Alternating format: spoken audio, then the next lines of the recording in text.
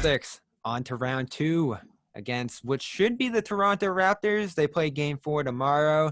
Keith in our 76ers recap said it would take a miracle. I think if they pull off that upset, they should move forward with this cast instead of everything else that's going to happen in Brooklyn. But it's going to be the Raptors round 2. No team's ever come back from a 3-0 deficit. And we are the Garden Report. We're going to take a look forward to the potential challenges this Toronto team, the defending champs, throw at the Celtics here. We're brought to you by Manscaped. Use the code Maxwell20 at manscaped.com for free shipping on your first order as well as 20% off. Keith, you look at the Raptors.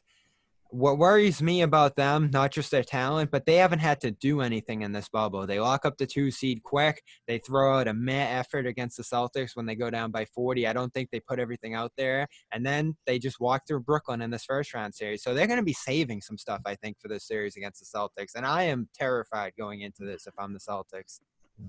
Yeah, I don't know how much I'm worried about them saving anything. I think the Celtics have played this group enough over the years, including this year, that I don't think they're going to be too worried about that. What I am a little bit concerned about, if I was the Raptors, is that they haven't been tested. At least Boston had a couple tough games with Philly.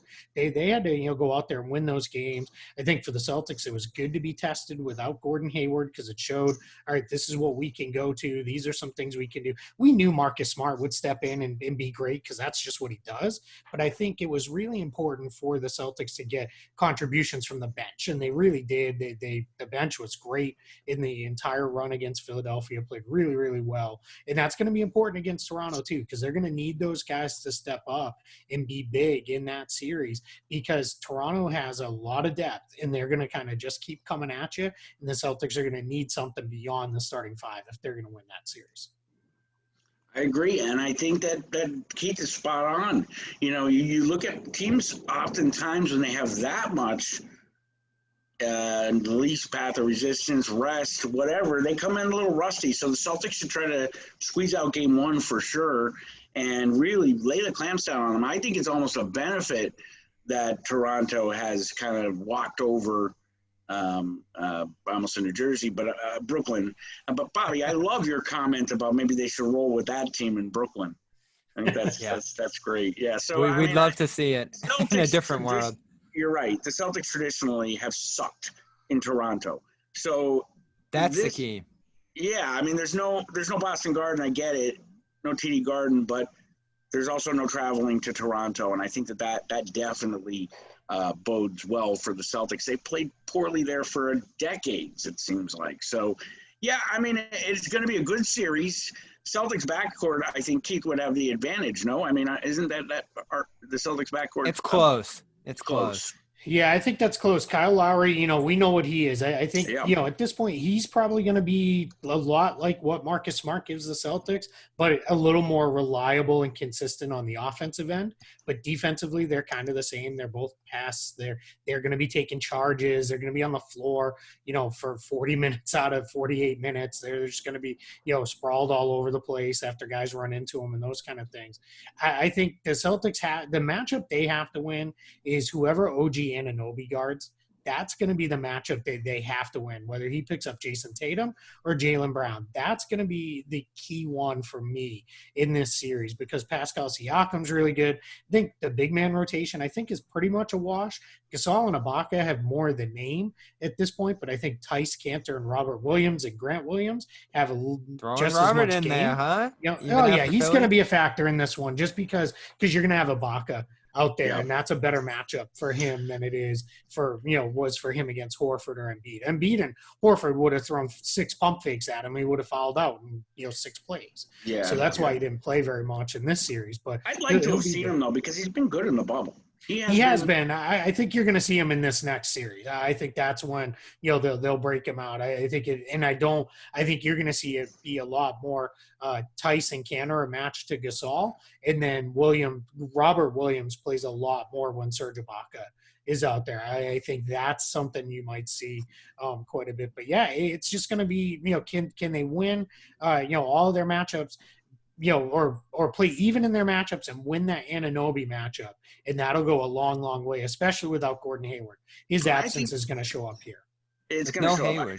I also think the Celtics, need to match up well against themselves because they can't allow little things I noticed in the Philadelphia series, such as Tatum getting frustrated and, go floundering and everything. He can't have lows like that. He has got to find other ways to make his teammates better when the shot's not falling.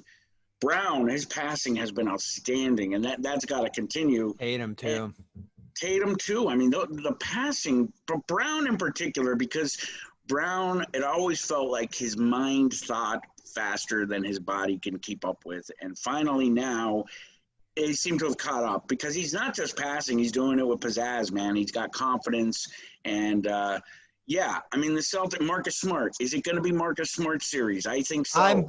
I'm going with Marcus Smart. He's the guy in this series because he was quieter in this Philly series, 10 of 30 from the field, didn't have many big games offensively. I loved his defense, but we're talking now a team on the wings at the guard spots inside that can score with the Celtics and especially defend. So when they challenge Tatum, when they challenge Kemba more than the 76ers were able to with that drop coverage we talked about, Smart has to take advantage as that off-ball shooter, and he hasn't been able to do that. I know Stevens hasn't been concerned about it. He's letting them roll. He likes getting the defense there. But Smart, I'd go as far as to say will decide this series for the Celtics. They need more than him because Toronto's going to attack Brown. They're going to attack Tatum more than Philly did. Well, and it is going to be a coach's series. I mean, this is going to be not Brett Brown with a lost locker room. I mean, obviously, Nurse is a good coach. Just won Coach of the Year. We know Stevens is a great coach. So it is going to be the battle of the coaches as well. It's going to be fun, guys. It's going to be awesome. Fun. And I'll tell you, the bubble is jarring. It's weird. I mean, the fans are weird. But I'll tell you what, the refereeing is off. But the basketball is really, really good. I mean, so I'm looking forward to a great competitive – I think it's going to go 7 games. At least 6 for sure. Yeah, I think it's going to go 7. It's going to be a battle. This is the one we've wanted, right? For years, we've wanted to see, even going back to, when the Celtics first got good under Brad Stevens with Isaiah Thomas, it was, all right, we want that Toronto series. We wanted those ones. And every year, it was usually LeBron ruined it, right? Because he'd wipe out the Raptors in the playoffs. Devastated them every year. And that, quite frankly, that might have kept the Celtics from a finals appearance too, because they couldn't beat LeBron either. But when I look at it, I think this is going to be a close games the whole way. As weird as it sounds, basketball can be a very simple game. Whoever makes more shots is going to win because the defenses are both going to be good. So if you can make your shots, I ever heard, Keith. Yeah, right. Yeah, I know. Yeah, I boiled it right down elementary school. When I think when I was growing up, Doug Collins said it best once when he said something like, "The game is over at the closing buzzer." Yeah. Bobby was like, on that note, that's when we get peak analysis, and that bodes well for Boston. I think Pascal Siakam has struggled in this bubble offensively. He's their go-to guy. They got a Lowry, they got a Van Fleet, but Boston's rolling. When you look at Brown, when you look at Tatum, especially, no one's been able to slow him. Siakam might be able to do a better job with that, but the Celtics come in a little bit hotter here, a little bit juiced up. You said too, Keith, that Philly gave them more of a push than Brooklyn did, and that's true. And this is a series where Boston's lack of size doesn't show up as much. Toronto's not all that big. So, but the Celtics will be fine, on that front. And they're going to see a lot of that drop coverage again with Marc Gasol. That's how Toronto uses him. Now, Nick Nurse will change it up. He'll throw in some zone. He'll do some weird stuff where he might put Gasol on Marcus Smart on some plays and just kind of let him float and roam. That's why Nick Nurse is one of the best coaches in the league. So he's going to do some different stuff. But when Gasol's out there, just at this point in his career, his age, he drops a lot too. They've been doing a lot of that with him. So it's going to be important for Boston to hit those when they get that, is that they recognize and that's what they're doing and go into it. So it's going to be good. And then coming off the bench, they don't come off the bench with a lot of size either. It's Serge Ibaka, and that's it, really. It's Rondae Hollis-Jefferson's their next biggest guy, but he's no bigger than anybody the Celtics are going to play. So one other key guy I'm going to give you, Enes Kanter. I think if he can hit the boards and score and do some stuff on the offensive glass, I think he's going to be big. He's had some big games against Toronto this year in the regular season, and I think that's something I try not to get too carried away, regular season versus playoffs, but I think that's something that will carry over. Well, and I agree. I'm going to echo that. Kanter, to me, is a key. He was great on Christmas Day. So was Brown, if we remember correctly. And everybody, as he should.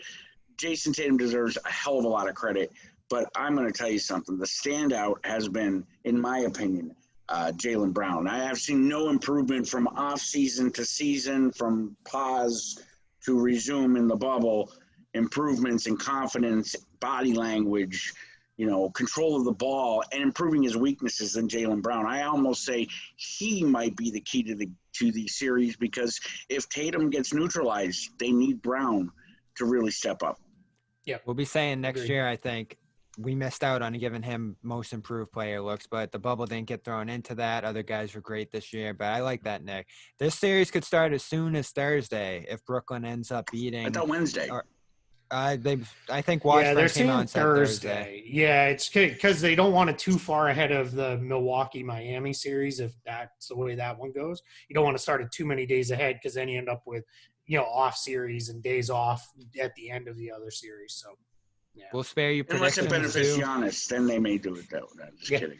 We got a couple of days. We got a couple of days here at CLNS Media, so we'll spare you the predictions until we get closer to that series. And for Keith Smith, Nick Gelso, make sure you go to manscaped.com, get 20% off and free shipping with the code Maxwell20. That's 20% off and free shipping at manscaped.com. Use the code Maxwell20. CLNS Media, YouTube, Daily Motion, Twitter, Instagram, all those spots. Follow us along as the playoff run continues. Appreciate you being here, Keith. Appreciate you getting this bubble together, too. I'll make that joke one more time.